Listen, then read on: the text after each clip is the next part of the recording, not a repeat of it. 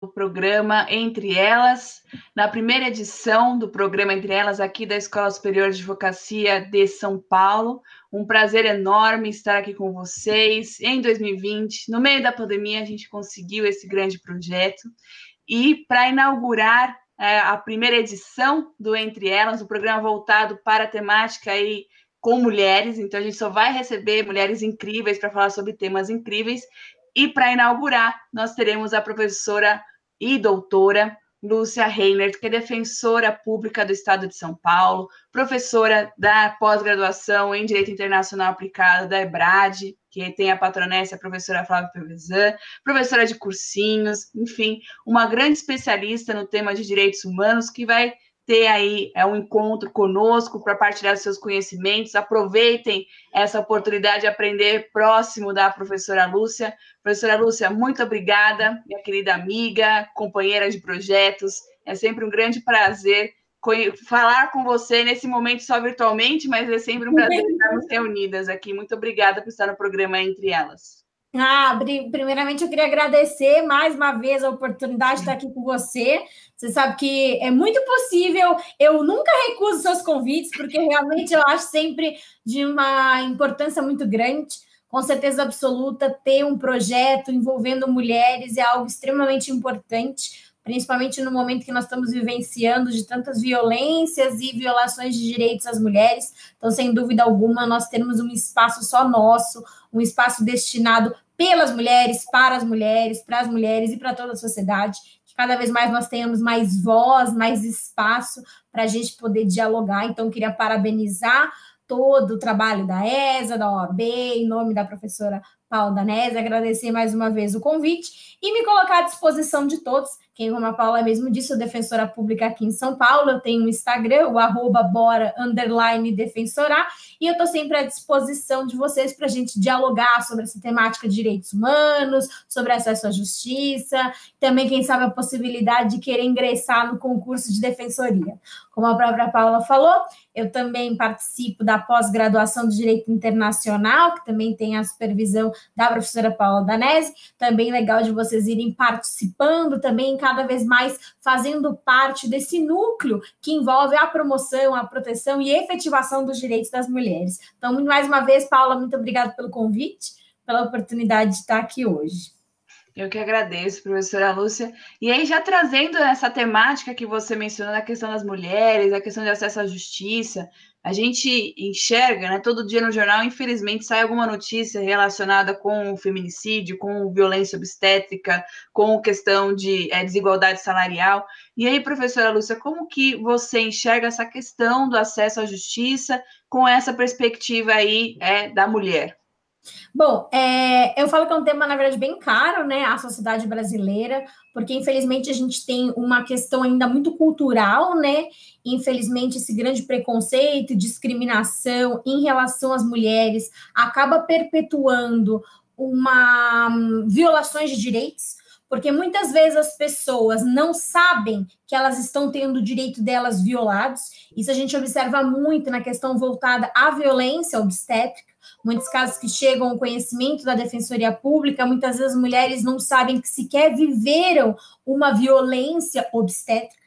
A gente percebe ainda que durante a pandemia, isso ficou muito evidente, o número de casos envolvendo violência doméstica contra a mulher houve um aumento significativo, até porque as instituições, por conta da pandemia, tiveram que fazer um trabalho remoto, isso acabou fazendo com que muitas vezes contato com as delegacias, com as EDMs, com os órgãos públicos, pudessem estar um pouco fragilizados. Isso fez com que as mulheres também tivessem que buscar novas formas de tentar, de algum modo, minimizar esses danos. A gente sabe de projetos bastante interessantes, as defensorias públicas, de um modo geral, atuaram de uma maneira muito enfática nessa temática. No caso de violência doméstica, a gente atuou de maneira significativa. Em violência obstétrica, aqui no estado de São Paulo, houve ajuizamento de mais de uma ação civil pública relacionada a estabelecimentos hospitalares que não deixavam, por exemplo, o acesso ao acompanhante. deixando, na verdade, que essas mulheres pudessem dar à luz num momento tão caro e importante para essas mulheres e para essas crianças, não ter o acompanhamento, né, ou o direito ao acompanhante de quem ela quiser que fosse o acompanhante, não importando se é do sexo feminino, do sexo masculino, porque isso também foi objeto de questionamento de alguns estabelecimentos, questionando que não poderia ser do sexo masculino ou não, ou quem poderia ser ou não ser, e também de campanhas que tiveram em vários estados, como aconteceu no Rio Grande do Sul, a questão voltada, por exemplo, à campanha da máscara roxa, onde as mulheres poderiam ir em estabelecimentos comuns e solicitar uma máscara roxa, que era um sinônimo de que ela estava sofrendo a violência. Então, é preciso, sim, a gente sempre inovar e buscar mecanismos para tentar, de algum modo, minimizar ou, quem sabe, um dia até encerrar, né, com essa violência que, infelizmente, perpetua o nosso dia a dia. A temática das mulheres, né, como a gente costuma falar, eu acho que ela é algo muito importante de ser enaltecido, porque nós somos um grupo bastante vulnerável, um grupo que sofre discriminação, sofre preconceito, que não tem voz e que precisa ser empoderada, precisa ser fortalecida. As mulheres precisam ganhar espaço, por isso que é tão importante projetos que nem esse, onde há um olhar para a mulher tem um espaço para poder dialogar, falar, atuar, e isso é bastante importante a gente pensar. Essa conscientização é muito importante, porque combater a violência contra a mulher em todas as suas esferas, seja ela doméstica, institucional, seja obstétrica, é necessário haver uma conscientização.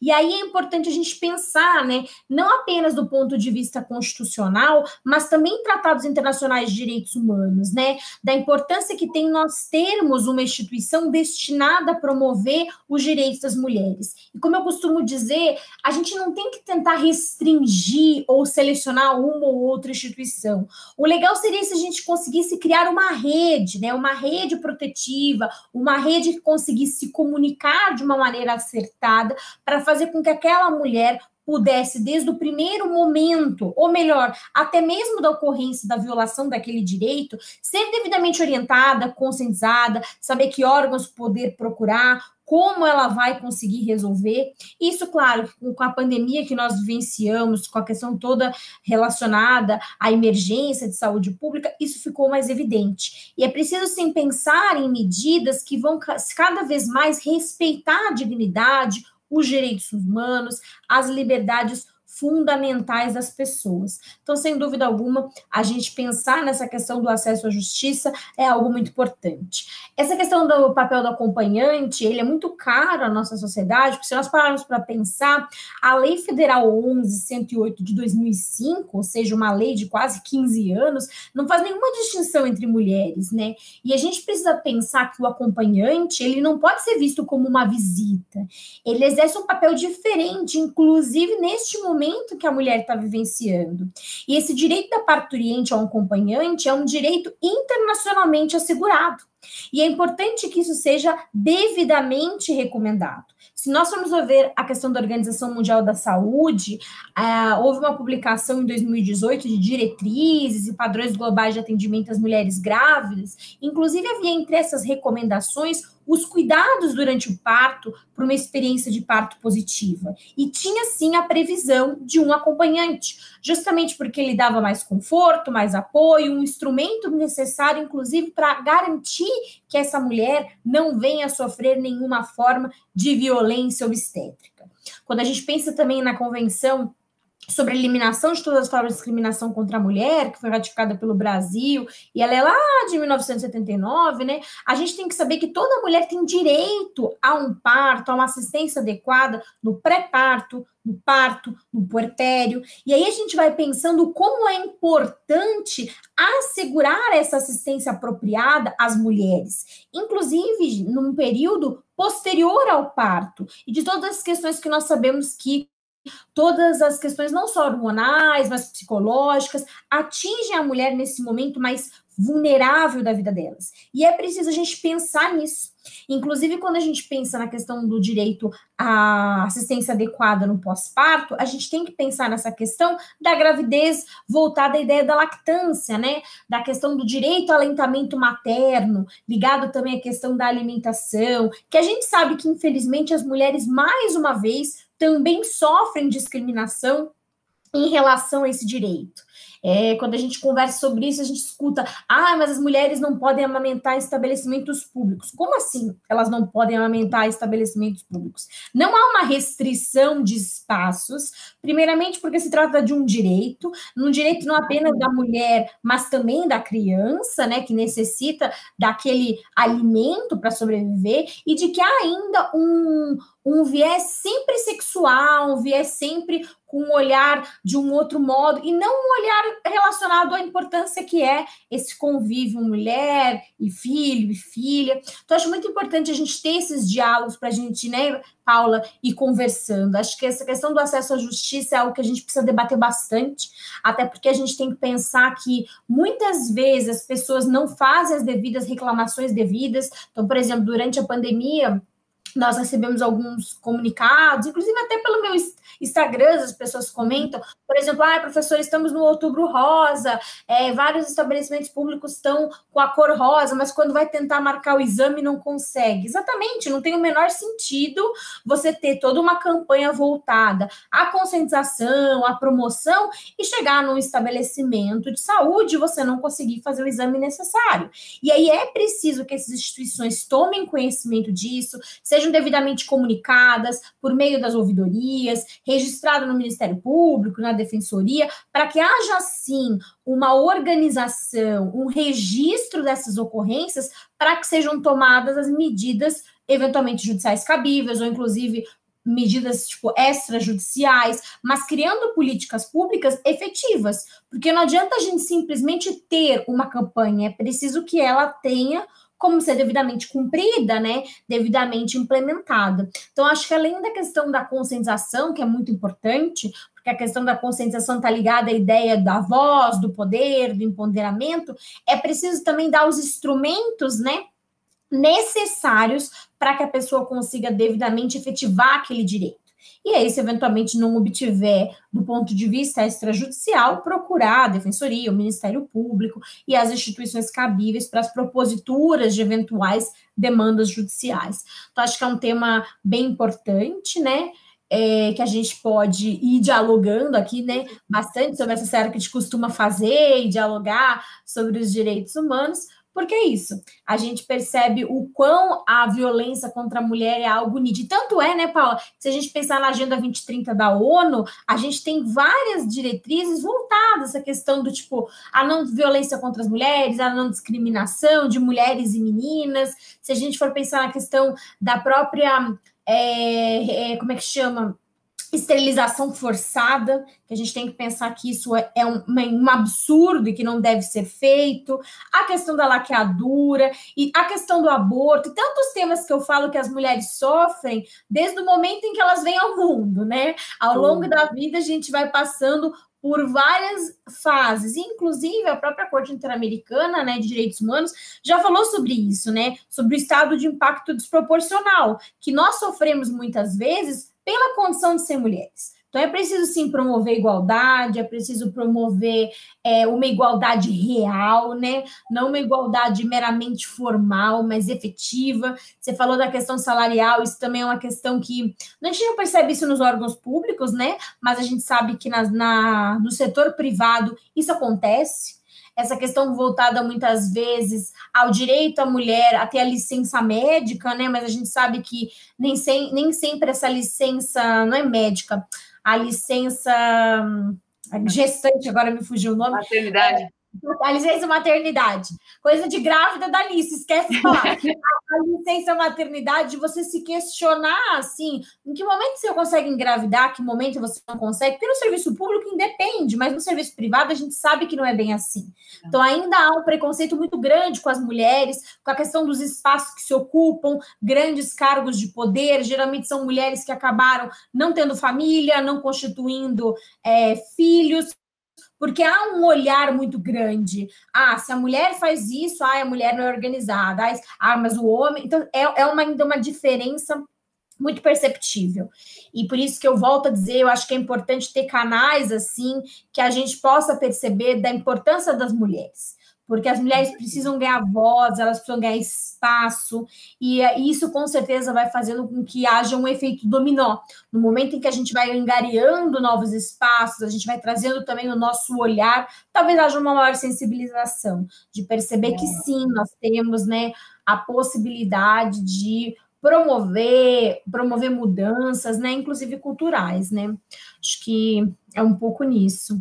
Com certeza, Lúcia. Eu acho que você trouxe aí vários pontos importantes que a gente pode dialogar, mas aí trazendo um pouco mais sobre a questão da violência obstétrica, que infelizmente a gente estava até trocando mensagens, eu e a Lúcia, eu mandei para ela uma reportagem, enfim, quanto que a gente, infelizmente, ou por desconhecimento, que eu acho que a gente tem uma falta de informações, porque as pessoas não sabem que estão sofrendo aquela violência, como a professora Lúcia bem mencionou, mas, e aí, trazendo para essa questão de acesso à justiça, nós temos um caso muito importante que a Lúcia sempre trabalha com brilhantismo, que é o caso Aline, na ONU.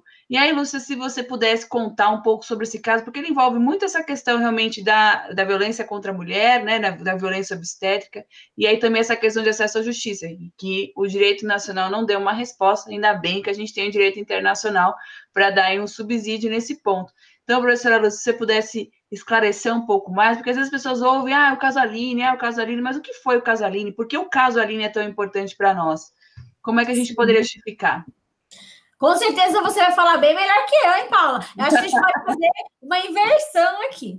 Mas, assim, o que eu acho que a gente pode falar é que é o seguinte, eu sempre falo isso para meus alunos, né? Quando a gente está estudando os grupos vulneráveis, e a gente pensa, por exemplo, no grupo das mulheres, eu sempre acho legal a gente ir pensando sobre o sistema onusiano, né? E o sistema regional, no caso nosso, que é o interamericano.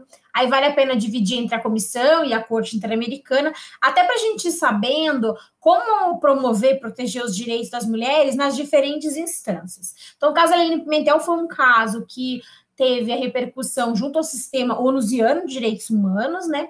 O Brasil foi responsabilizado pelo CEDAW, né, pelo comitê voltado à Convenção sobre Eliminação de todas as formas de discriminação contra a mulher, porque o Brasil, na verdade, não honrou como deveria ter se feito o parto adequado de uma mulher, né? Uma mulher que era vulnerável, inclusive do ponto de vista econômico, era uma mulher, na verdade, afro também, a gente teve toda essa questão voltada, que inclusive é um outro tema que é importante a gente conversar muito, e a questão de gênero, né? A questão voltada à questão de raça, a gente tem que lembrar que esse ano vai fazer 10 anos do Estatuto de Igualdade Racial, então a gente tem que pensar também nessas temáticas que são importantes. Nós sabemos o quão nós vivenciamos o ano de 2020 sobre essa questão das vidas negras importam, e de como isso foi um questionamento muito grande do ponto de vista internacional. A gente sabe que, infelizmente, é uma realidade brasileira também, mas acabou, na verdade, sendo, digamos, noticiado de uma maneira mais enfática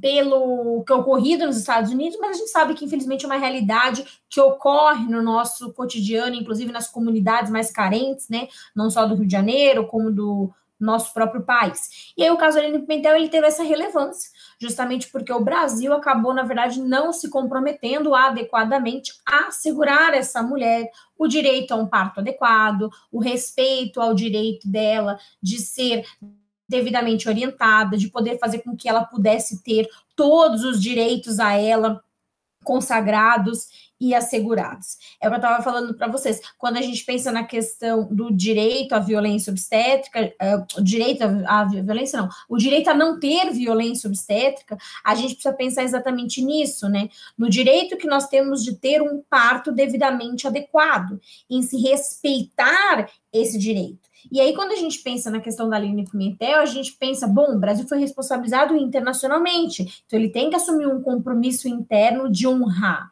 E a gente tem que pensar que em 2020 nós continuamos a ter violência obstétrica contra as mulheres. E aí a gente tem que pensar, quando a gente pensa, por exemplo, na Convenção sobre Eliminação de Discriminação contra as Mulheres, que foi um dos pactos internacionais com o maior número de reservas. E essas reservas ocorreram, inclusive, em tópicos relacionados à igualdade, justamente porque havia uma grande dificuldade em assegurar isonomia e igualdade de gênero.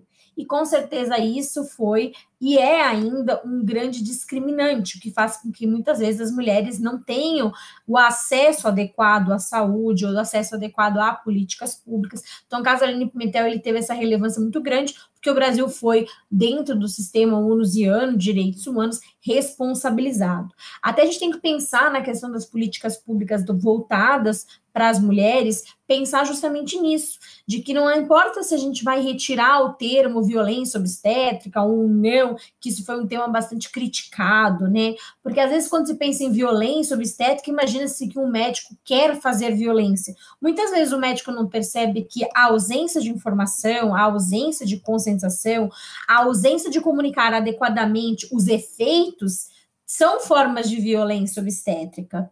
Você deixar de avisar uma mulher que você pode ter direito a fazer o corte ou não pode, e não torná-lo aquilo um ato obrigatório, por exemplo, são formas de violência obstétrica. Você retirar da mãe o filho antes mesmo, por exemplo, de ele amamentar, é uma forma de violência obstétrica. E aí a gente vai vendo uma série de situações que nem sempre são registradas nos prontuários médicos, pois elas acabam sendo compreendidas no viés médico como atitudes corretas, como atitudes adequadas, sem respeitar de fato o que a gestante quer. Por isso que hoje se fala muito nessa questão do plano de parto, de como esse parto vai ser realizado, de quais são os direitos que pretendem ser, claro, dentro do possível, até porque o médico tem a obrigação de salvar, né, a gestante e o bebê, pelo menos a gente sabe que, inclusive, esse é um compromisso que ele assume do ponto de vista ético, mas para a mulher ter o direito de voz, né, pensar que a questão do planejamento familiar também é algo muito importante. A gente teve alguns casos, por exemplo, que chegaram ao conhecimento da gente, mas é possível durante, por exemplo, uma cirurgia, durante um parto, por exemplo,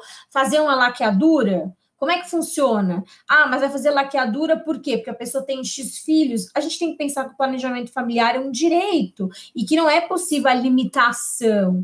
Então, é preciso, na verdade, o quê? Será que a mulher, no momento do puerpério, tem condições de tomar uma decisão tão importante na vida dela em relação aos direitos sexuais e reprodutivos? Como é que funciona isso? Será que a mulher tem a estrutura psicológica adequada? Então, a gente precisa pensar um pouco nisso. Por isso, o caso Aline Pimentel, ele teve um reflexo muito grande. A gente até conversou bastante sobre ele, né, num grupo de estudo que a gente teve a oportunidade de participar juntos, da cátedra da USP-OEA, justamente sobre isso. Então, acho que, com certeza, esse é um caso de grande relevância voltado à violência obstétrica contra as mulheres. A gente precisa pensar, quando a gente pensa, por exemplo, na questão voltada à Comissão Interamericana, a gente tem o caso Maria da Penha, que todo mundo sabe, inclusive acabou repercutindo na própria lei Maria da Penha. Nós temos o caso Campos Algodoneiro, que foi um dos casos bem marcantes relacionados à Corte Interamericana, em México, que acabou relacionando a questão do feminicídio, e muito discutiu sobre isso, né? Sobre essa questão, mas havia necessidade de criar-se um outro tipo penal, tendo em vista que já tem previsão no Código Penal de homicídio, mas a questão é muito mais do que um mero tipo penal, é o reconhecimento do Estado de que há, sim, homicídios praticados em razão de gênero, e inclusive quando a gente pode contabilizar esses números, a gente pode criar políticas públicas adequadas, tendo em vista que essa violação aconteceu especificamente em relação ao gênero, e é diferente do que acontece quando a gente fala num homicídio de uma maneira maior, porque ali a gente não consegue identificar a especificidade daquele homicídio, e infelizmente a gente sabe, e não é raro, infelizmente, de a gente ligar um noticiário e tomar conhecimento de que esse tipo de violência aconteceu. E eu até costumo dizer isso, a Paula sabe, a gente, graças a Deus, né, conversa bastante, a pandemia tem nos afastado um pouco, né, do ponto de vista presencial, mas que ainda há muito, uma questão cultural, né, ainda um desconhecimento das pessoas de que, de fato, elas estão praticando violência. E isso é algo que a gente só vai mudar culturalmente. E por isso que é tão importante a questão da educação, a questão da cultura, a questão da educação, inclusive, que as mulheres vão ter em relação aos seus filhos, para as próximas gerações, para ir conscientizando, para ir mostrando os limites, os direitos. Eu acho que esse é um grande desafio. Eu falo que, mais uma vez, as mulheres assumiram esse grande desafio de ter que promover mudanças, né? Mas eu acho que é isso, porque a gente vai ter que ir lidando com essas nuances. E, inclusive, quando se torna mãe e vai educar os filhos, às vezes a gente vê uma diferença de tratamento entre homens e mulheres que, desde pequeno, precisa ser mudada, até para a gente conseguir ter uma mudança de sociedade. Porque a gente só vai ter uma mudança de cultura se houver uma devida inclusão, uma inclusão adequada, isonômica, igualitária. Então, é preciso a gente ir pensando um pouco sobre essa seara. Por isso que eu acho que é tão importante o caso Aline Pimentel, na questão da repercussão que teve a temática da violência obstétrica, né, contra a mulher, a importância, que nem eu falei para vocês, de se reconhecer pela Organização Mundial de Saúde, a importância de ter esses cuidados, essa experiência de um parto positivo, porque isso vai repercutindo de uma maneira significativa na vida das mulheres. E a gente tem que pensar também, quando a gente fala em saúde, que a saúde ela precisa ser vista de uma maneira mais ampla, né? De uma maneira que está dissociada de doença, né? Pensar, na verdade, que o direito fundamental à saúde é um direito complexo, ele abarca inúmeros aspectos da vida. Então, ele é um elemento estrutural da dignidade da pessoa humana, ele vai ser uma pilastra, assim, determinante na construção do mínimo existencial, né? Muito mais do que um direito público subjetivo, ele precisa ser devidamente respeitado. Então, quando a gente pensa na questão do parto, a gente precisa pensar que, sim, é necessário esse acesso universal, esse acesso igualitário, o direito das mulheres serem ouvidas, tomarem as decisões, né, no trabalho de parto. E se a gente parar para pensar, o próprio ECA, né, o Estatuto da Criança e do Adolescente, ele assegura às mulheres esse planejamento, política de saúde. Então, é importante a gente pensar que é necessário que isso ocorra, né? E eu acho que isso é uma coisa que a gente está evoluindo enquanto sociedade, mas que, infelizmente, a gente ainda se depara com situações em que recomendações são necessárias, em que ações civis públicas são necessárias, justamente porque ainda não há esse olhar inclusivo, né, de mulheres. Eu acho que esse é um grande, né, Paula? Não sei o que você pensa a respeito, mas assim, um grande desafio nosso, né? Porque, infelizmente, ainda tem uma questão muito grande voltada às mulheres, né? E eu acho que esse é um desafio grande que a gente precisa ir enfrentando, né? Eu concordo com tudo que você acabou de colocar. Eu acho que realmente, muito embora algumas pessoas falem, mas será que já não falam muito sobre esse tema? Será que não é um tema batido, etc. Eu acho que se fosse um tema batido, a gente não estaria passando por todas essas questões que nós passamos atualmente, né? A gente começou com a nossa conversa hoje falando de notícias que nós vemos, quanto que a gente não tem a notificação sobre isso. A questão da violência obstétrica, a gente tem um caso que é o caso Aline, que a professora Lúcia acabou de mencionar, explicou perfeitamente e brilhantemente, como sempre, sobre a importância desse respeito, principalmente porque naquele exato momento a mulher está numa situação de vulnerabilidade, independente de outras questões. E o caso Aline, ele tem a questão de vulnerabilidade pela situação do parto, além de uma questão racial, além de uma questão social. E aí a gente traz, por exemplo, para a questão da Agenda 2030, o EDS 5, né, que fala sobre a igualdade de gênero, que é um objetivo de desenvolvimento sustentável, e quanto a gente está longe, né, numa perspectiva nacional e internacional dessa igualdade real, dessas dificuldades, né? Por exemplo, eu estava conversando com uma pessoa X, não era ninguém conhecido, e aí ele falando assim, que a esposa dele, ela teve o terceiro filho, eles estavam com medo dela ser mandada embora, né? E aí outra pessoa falou assim, mas qual é o problema, né? Ela teve filho, etc. Eu falei assim, para vocês, eles perguntam na entrevista de emprego se você tem filho ou quer ter filhos, porque a gente passa por isso. Como, não está lá no seu currículo, mas é uma pergunta que a mulher sofre. Enquanto a gente tiver esse tipo de pergunta, esse tipo de questionamento em relação a isso, a gente ainda tem muitos passos a percorrer, e a gente vai desde uma questão laboral, né, de ter o direito do trabalho, até para essas questões de violência obstétrica e violência doméstica. E aí, a professora Lúcia mencionou o caso do Campo Algodoeiro e a questão da Maria da Penha. Mas acho que a gente poderia puxar um pouco para a questão da Maria da Penha, porque algumas pessoas desconhecem o fato que o caso Maria da Penha foi para a Comissão Interamericana de Direitos Humanos, né? Enquanto que não chegou a ir para a corte, o Brasil não se manifesta durante o caso todo, mas ele acaba cumprindo com a recomendação da Comissão Interamericana. Nós tivemos o aniversário da Lei Maria da Penha, 14 anos, se não me engano, né? Não sou muito boa de matemática, mas 14 anos. E assim, muita coisa a se comemorar, realmente temos uma lei específica para a violência contra a mulher, etc. Tivemos posteriormente a questão do feminicídio, a questão da perturbação sexual, que a gente acaba sofrendo diariamente, infelizmente. Mas qual é o grande problema? Que eu e a Lúcia, a gente conversa bastante sobre isso. A questão da violência nesse exato momento. E aí, Lúcia, com essa visão da Defensoria Pública, como é que a Defensoria Pública atuou e enxerga tanto desde essa questão do viés internacional até esse dia a dia? Porque, infelizmente, uma das consequências para a vida do ser humano não foi só a pandemia, né? Em relação à mulher e a pandemia e a violência dentro de casa. Então, como que a gente pode traçar esse paralelo? Com certeza, né? Quando eu falei da pandemia, que a gente percebeu que houve um agravamento, né, Paulo?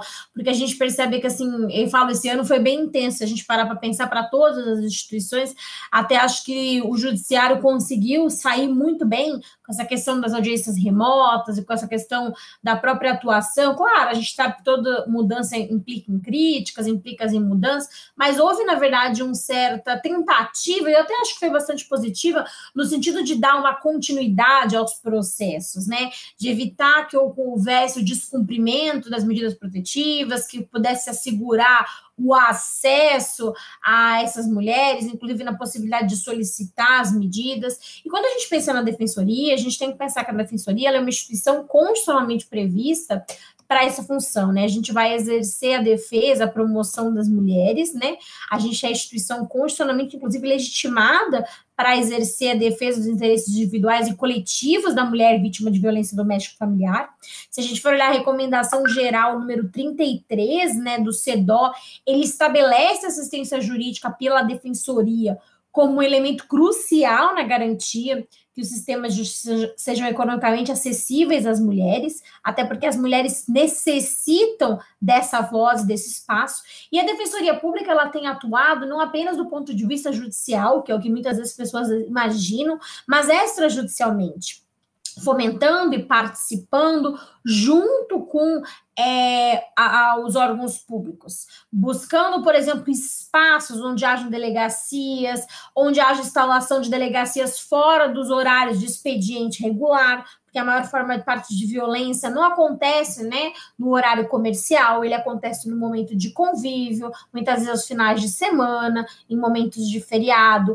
A importância é que a gente tem que pensar também da promoção e proteção dos direitos das mulheres, né, e das pessoas trans, da aplicação da Lei Maria da Penha, inclusive, para esse grupo. Como é que a gente assegura a aplicação da Lei Maria da Penha, independentemente de orientação sexual, que isso também é algo que a gente enfrentou durante a pandemia, né? De como a gente assegura esses direitos, de como as instituições podem estar mais abertas e receptivas a isso, da importância que tem nós criarmos, que nem eu mencionei, um fluxo de atendimento durante a pandemia, até porque como é que essas mulheres que estão isoladas, né? E mesmo que elas não estejam isoladas, para a gente não se restringir a importância para a pandemia, porque a gente sabe que muitas vezes, mesmo sem pandemia, essas mulheres acabam, né, não tendo voz, consigam ter um espaço adequado. Porque a gente precisa pensar, quando a gente pensa numa rede de proteção e efetivação dos direitos das mulheres, que esse espaço de escuta é muito importante. Às vezes, quando a gente estrutura uma rede de atendimento, a gente precisa pensar que as pessoas não desconhecem os seus direitos. Muitas vezes elas podem procurar um órgão, digamos, tecnicamente inadequado para aquela atividade. Mas se ela tiver devidamente escuta, a linguagem adequada, não sofrer discriminação, a gente não fecha as portas para aquela mulher. Mas muitas vezes uma mulher vítima de violência, vítima de estupro, acaba chegando nos locais e a pergunta, ao invés de ser de forma de acolhimento, ela põe aquela mulher na situação de sair de vítima para autora. O que você fez para acontecer isso? O que você estava usando? O que você estava vestindo? O que você estava fazendo nesse horário? E aí a pessoa sai daquela situação de, nossa, eu fui vítima, para como resolver isso.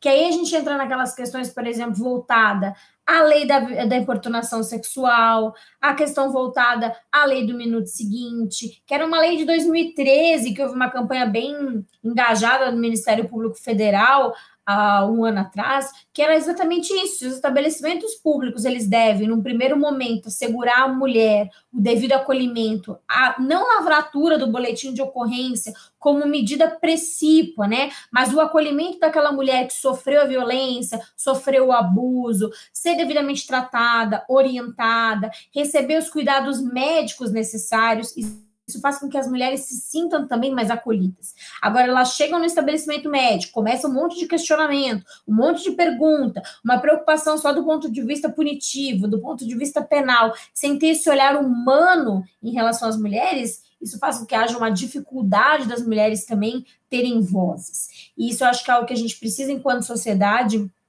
evoluir, porque a gente precisa dar espaços adequados. O atendimento, ele é muito mais específico, ele tem que ser feito em salas isoladas, as próprias delegacias precisam ter estrutura adequada para receber essas mulheres.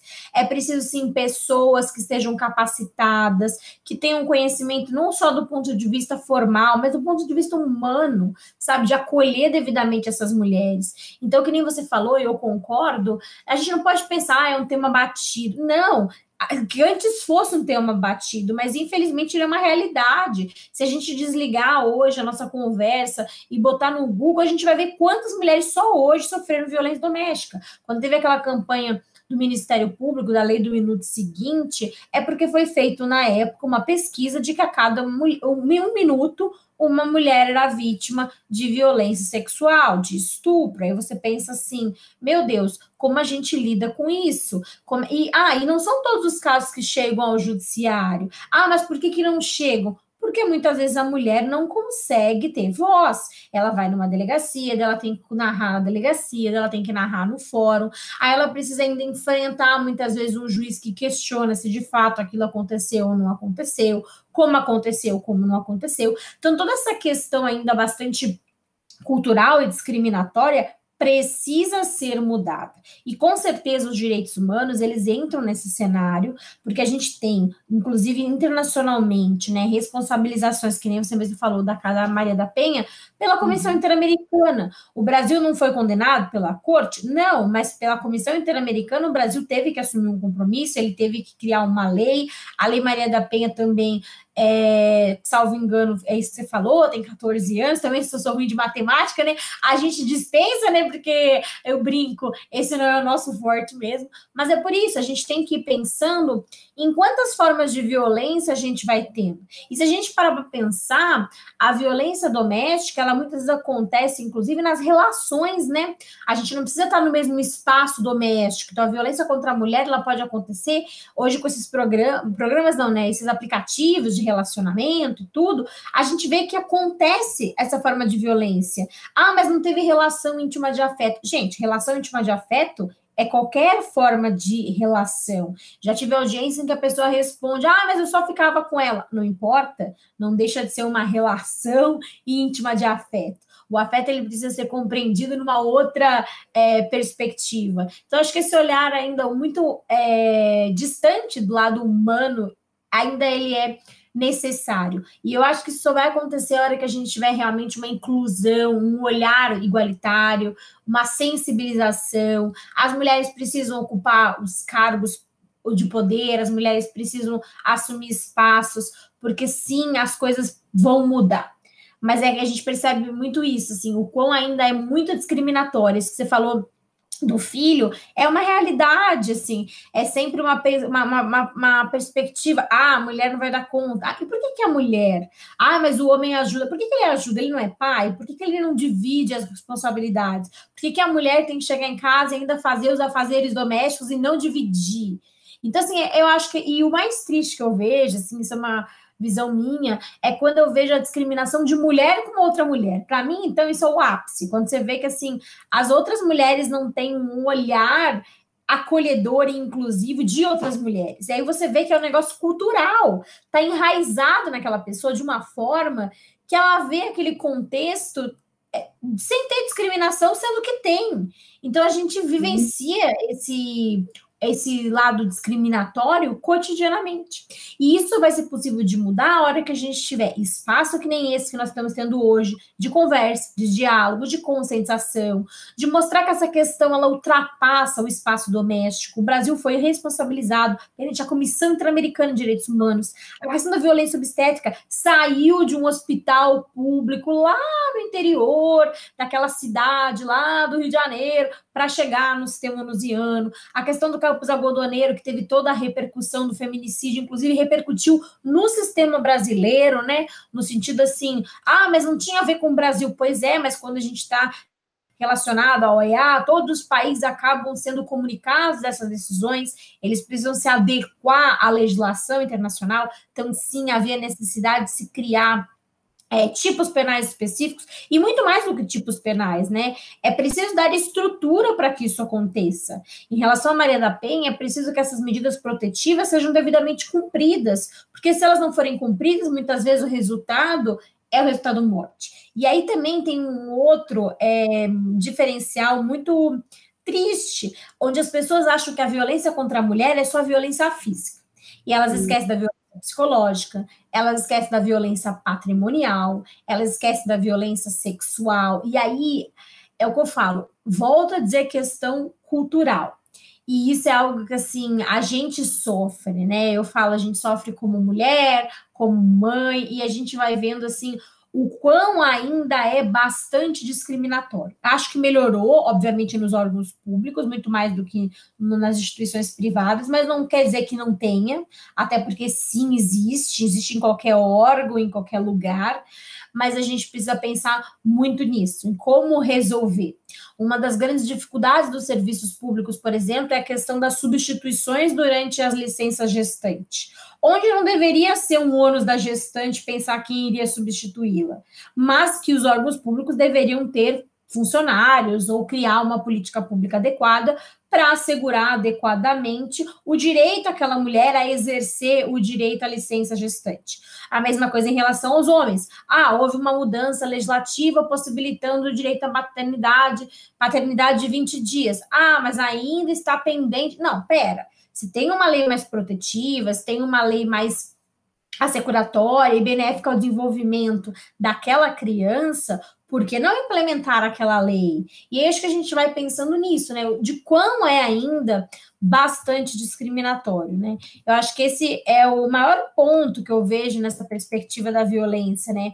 A gente tem a violência institucional, que é a violência das instituições, a gente tem a violência obstétrica, a gente tem a violência doméstica. As mulheres sofrem violência muitas vezes sem saber que estão sofrendo violência, né? E isso eu acho que é algo muito, muito severo que a gente acaba enfrentando. E realmente só mesmo com uma rede estruturada, com uma rede adequada, é que a gente vai conseguir realmente ter um acesso adequado.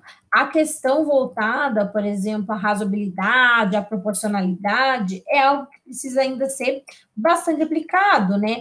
A gente, quando pensa na questão, por exemplo, da violência obstétrica, fica muito naquela ideia de, ser uma faculdade, ser um critério médico, ser um critério hospitalar. Não, peraí. E quais são os reflexos que acarretam no direito constitucional à dignidade, né? Como é que funciona essa questão voltada à mulher, né? Você restringe direitos e aí você justifica esses direitos com base no quê? Qual que é o respaldo que você dá a essas instituições? O que você de fato não faz? Eu acho que é importante a gente pensar bastante nisso, né?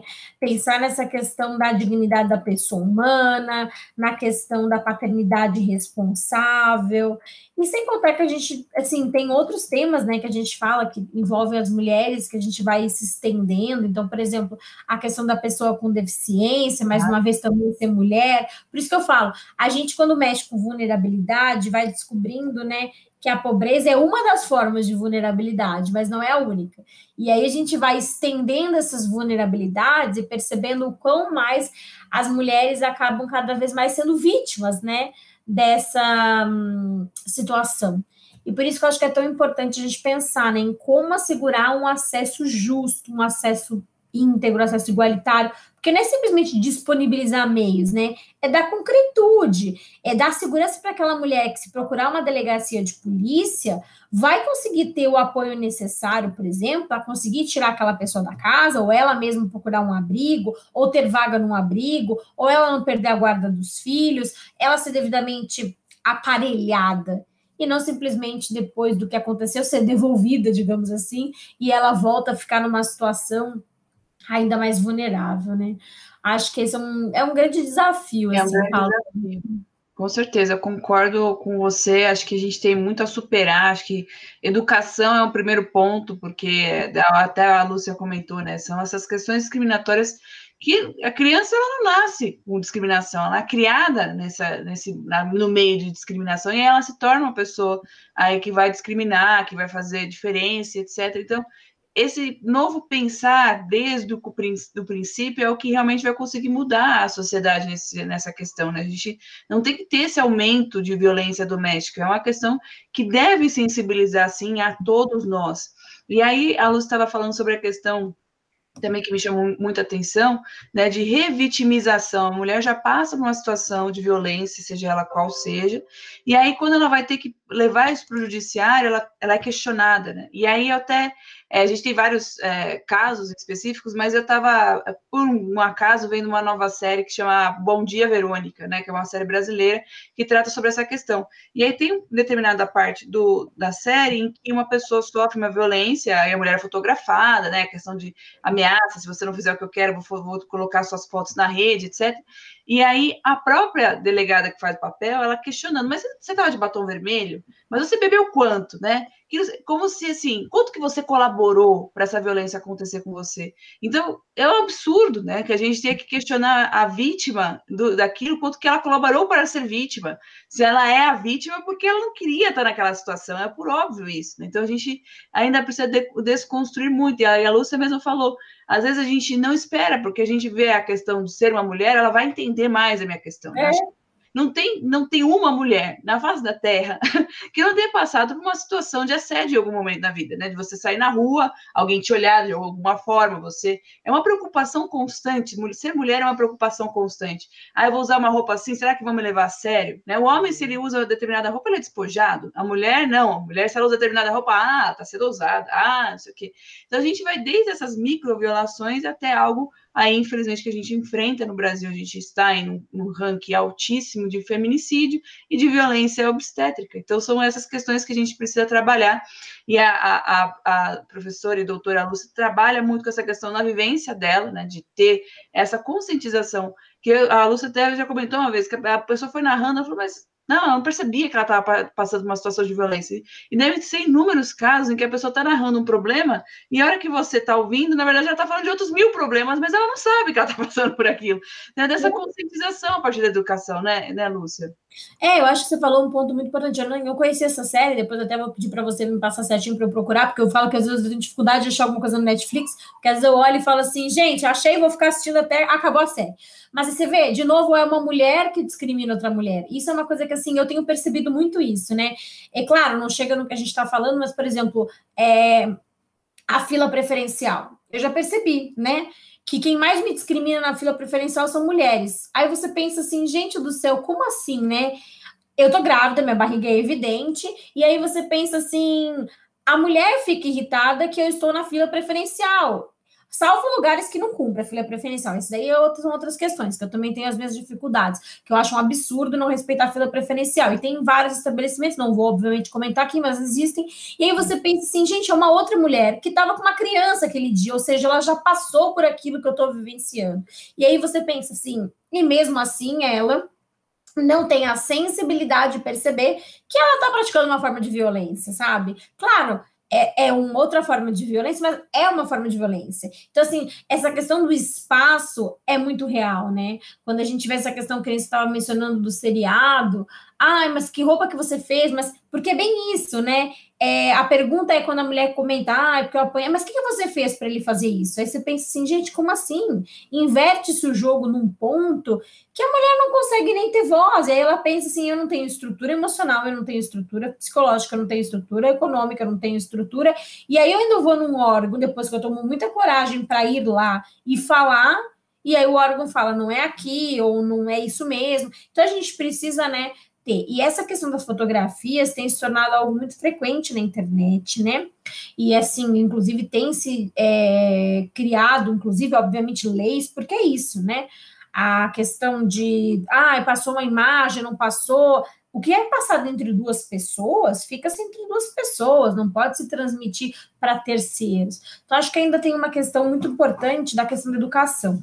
E eu volto a dizer, né, claro, não está relacionado às mulheres, a gente teve um projeto envolvendo a questão do envelhecimento, mas a gente tratava ele, inclusive, dentro das escolas, porque essa perspectiva, para a gente ter uma mudança de mentalidade, uma mudança de cultura, a gente vai precisar ter uma mudança estrutural, e a estrutura vai vir na educação, vai vir na conscientização. Se as novas gerações passarem a perceber que aquilo é discriminatório, que aquela conduta ela é não inclusiva, que ela acaba, na verdade, sendo desproporcional, vai haver uma mudança em sociedade. Mas é preciso, sim, obviamente, que as presentes gerações, né, mudem, mas as futuras também. Então, sim, é preciso conscientizar. Quando eu estive em audiências de custódia, por exemplo, onde uma vez o autuado virou para mim e falou, eu não sei porque eu sou preso, eu só bati na minha mulher, ou, eu não fiz nada, eu só joguei o celular na cara dela.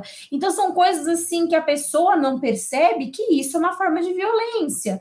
E aí as pessoas falam, mas é claro que a pessoa percebe. Não necessariamente, porque na cabeça dela é algo tão normal, porque é homem, porque é marido, porque ela fez isso, porque ela fez aquilo, que iria justificar dentro da cabeça daquela pessoa de que aquela conduta dele era adequada e proporcional, quando obviamente não o é.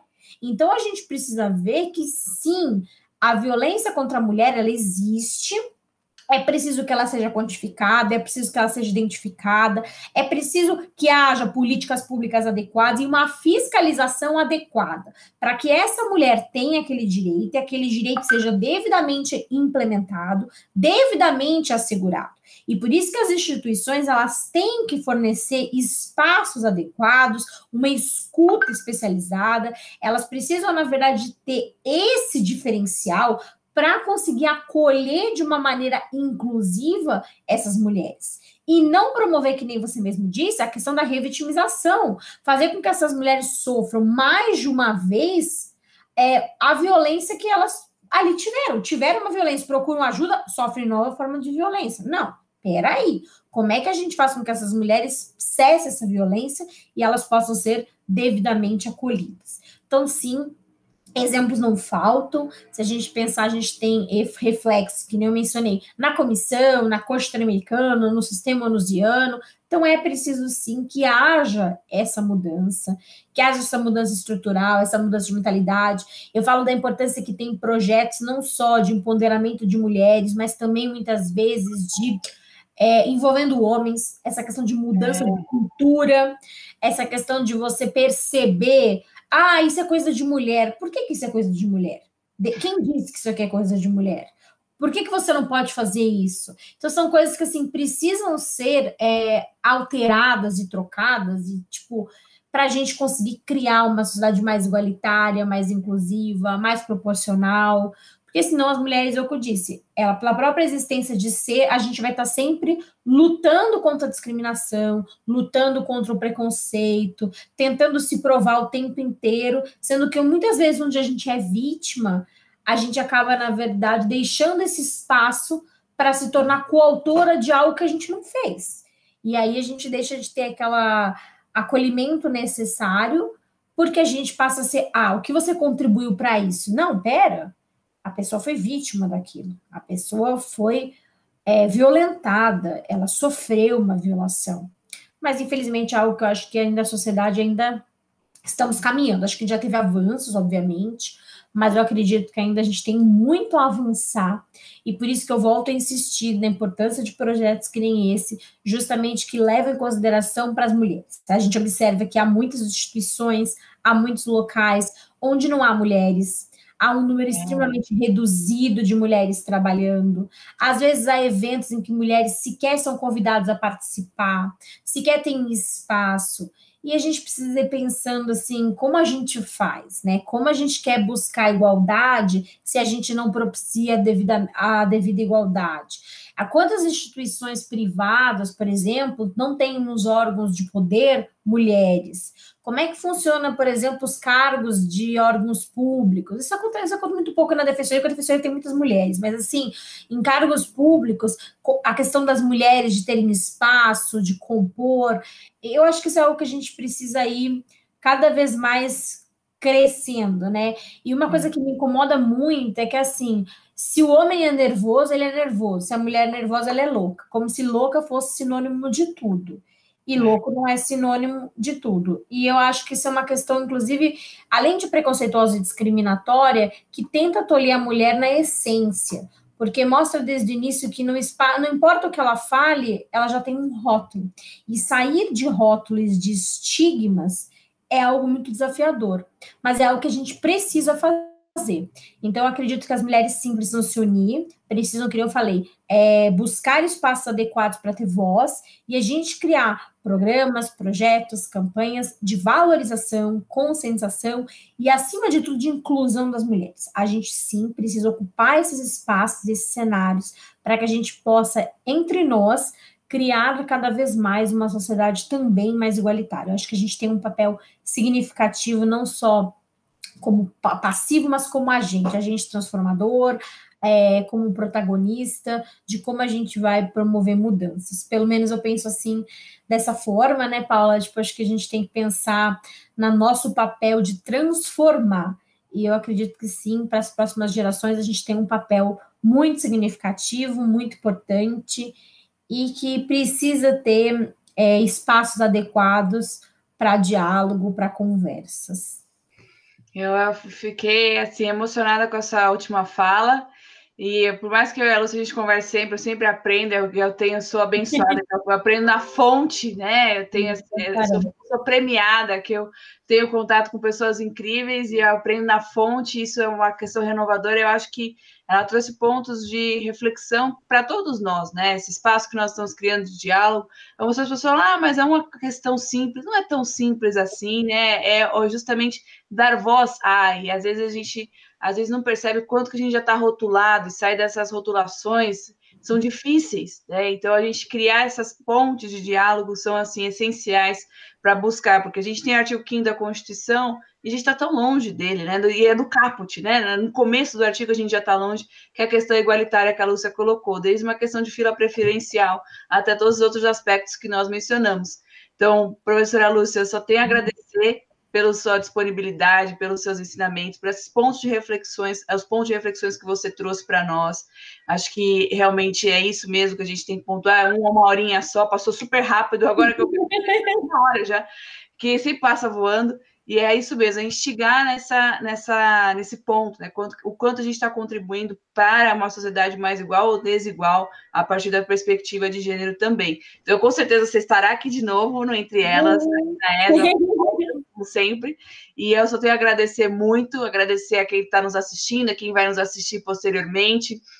Nós pedi para colocar no chat também, a ESA colocou o Bora Defensorar e o Alfa Pedanese, então sigam a gente sempre está postando conteúdo direitos humanos, questão das mulheres, etc. A professora Lúcia tem aí várias dicas para quem está prestando concurso também, para quem também vai prestar o AB, então vocês estão super em boas mãos aí. E, Lúcia, muito obrigada. A Lúcia, além de tudo, é mami, né? Então ela tem aí um olhar ainda mais avançado. Eu falo que a mulher ela tem um olhar mais avançado quando ela se tornou mãe e ela consegue verificar isso. Então, eu acredito muito na criação da Lúcia, na filhinha que está nascendo uma mulher.